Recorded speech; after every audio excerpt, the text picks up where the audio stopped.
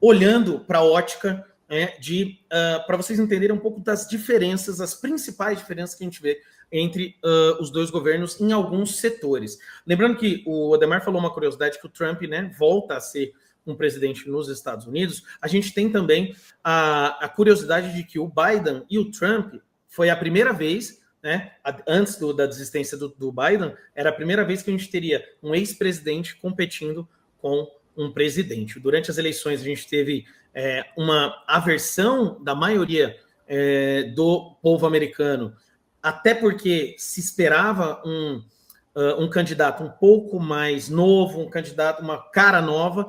Então, quando o Biden acabou desistindo, vindo a Kamala, a gente entendeu que talvez ela teria alguma chance por ser uma cara nova, por ser uma mulher. Porém, quando, né, as eleições elas aconteceram, a gente teve a surpresa, né, de que o Trump ganhou com margem bastante significativa. Bom, pessoal, olhando da ótica de política econômica, a gente tem muito divergente como cada um deles se comporta. O Biden já é um cara que ele é muito mais progressista, incentiva redistribuição de renda, apoia investimento em energia limpa e é muito menos protecionista, olha muito mais com bons olhos essa questão da globalização. Quando a gente olha para o Trump, o que vendeu o Trump dentro das eleições lá em 2016 e aqui em 2024, né, nas eleições de 2024, foi exatamente cortar impostos, incentivar as empresas, uma política extremamente protecionista, tarifar produtos importados, principalmente da China, né? A gente vai falar um pouquinho dessas taxas, que eu acho que vai mudar significativamente como o mercado vai transacionar produtos e commodities ao longo do tempo, e uma ênfase na redução de regulamentação empresarial. O que isso quer dizer? Quer dizer que o Trump quer facilitar o ambiente, quer gerar um ambiente muito mais tranquilo, muito menos burocrático, para que se possa empreender dentro do país. Então, dentro da política econômica, a gente tem o Biden, que vem de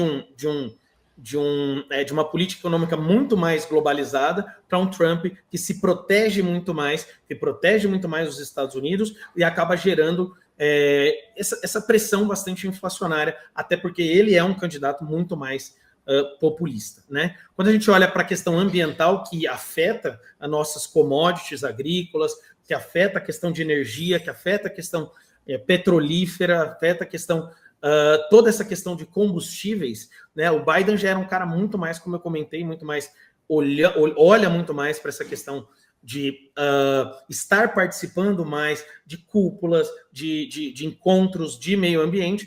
Já o Trump é um cara muito menos energia limpa, é um cara muito mais desenvolvimentista, não importando muito com o meio ambiente. Então, você pega o Biden, quando entrou, ele reingressou os Estados Unidos no Acordo de Paris, né, um acordo que coloca metas de redução de emissão de carbono pelos vários países, né, ele prioriza energia limpa, meta de emissão de carbono zero até 2050, incentivo, isso é importante a gente frisar, muito incentivo para a energia renovável, muito incentivo para a energia limpa. Já o Trump já é um cara muito mais conservador, olha muito mais para combustíveis fósseis, carvão, petróleo, e saiu do Acordo de Paris assim que ele entrou em 2016. Então, a gente deve ver esse contracionismo, esse contraste entre o que a gente está enxergando agora do governo Biden para o novo governo que deve estar entrando aí em 6 dias. Outro ponto é como que cada um lida com as relações internacionais. Isso também está ligado a essa questão globalizada. O Biden, ele reforça as parcerias, tenta retomar essas negociações multilaterais, então foca concessão na China, entende a importância da China no mercado do trade internacional e apoia a Ucrânia contra a invasão da Rússia. Já o Trump, ele é, como muito bem comentado pelo Odemar, ele é um cara muito América primeiro, né? Então né, America First, né? Então, é americano em primeiro lugar, em segundo lugar, em terceiro lugar, então americano sempre à frente, né? Relações bastante tensas com países ditatoriais, a maioria dos países, né, autoritários ditatoriais, como Coreia do Norte, Rússia e China, e retirada desses acordos multilaterais. O Trump, ele enxerga muito mais os Estados Unidos como autossuficiente e o Biden enxerga os Estados Unidos como com uma necessidade de troca com relação a outros países. E, por fim, o estilo de liderança, né? O estilo de liderança dos dois é bastante diferente. O Biden é um estilo mais tradicional, é um estilo mais conciliador, é aquele cara que vai, conversa, senta, né? Tem menos presença em redes sociais, é um cara muito menos polêmico, é um cara que olha muito mais para definições governamentais do que efetivamente para estar presente na mídia ou estar presente na mídia, né? Então, acho que estar presente na mídia, estar sendo visto, não é o estilo de governo do Biden. A gente vai sentir bastante essa diferença. A gente provavelmente vai ter uma volta para 2016 ali, onde o Trump utiliza muito o Twitter, agora ele tem uma rede social própria, então um cara que é muito polarizador, ele é muito combativo, muito populista, ele tem um foco muito forte para manter a sua base leal, né? Essa base que é muito patriota dentro dos Estados Unidos, e isso acaba influenciando diretamente pelos Estados Unidos ser o país mais importante economicamente do mundo, querendo ou não, né? A gente tem grandes discussões aí em rodas de especialistas, onde muitos especialistas tentam entender quando que a China poderia chegar a estar aí junto com os Estados Unidos, ou passando os Estados Unidos economicamente, mas a gente vê que os Estados Unidos eles têm uma potência muito inflamada dentro do mercado, então eles têm uma potência econômica, uma potência de moeda, a maioria das reservas internacionais de todos os países, inclusive da China, é em dólar.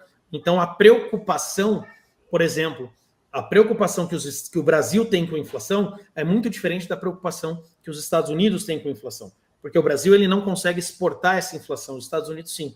Então há uma preocupação com a inflação, porque a inflação é popularidade para o presidente, porém a gente consegue, os Estados Unidos consegue exportar para outros países essa inflação e quem acaba sofrendo são as moedas emergentes, como a moeda, né, o peso mexicano, o rubro russo, a própria moeda real, né?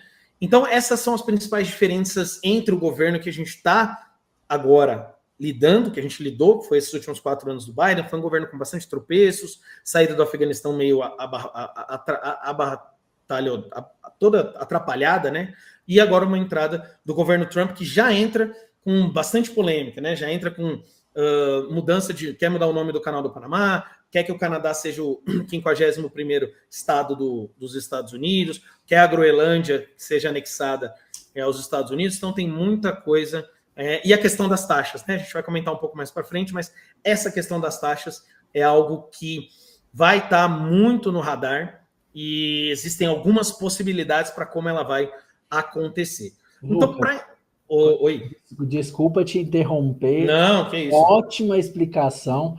Eu só queria frisar mais uma vez quanta diferença, hein?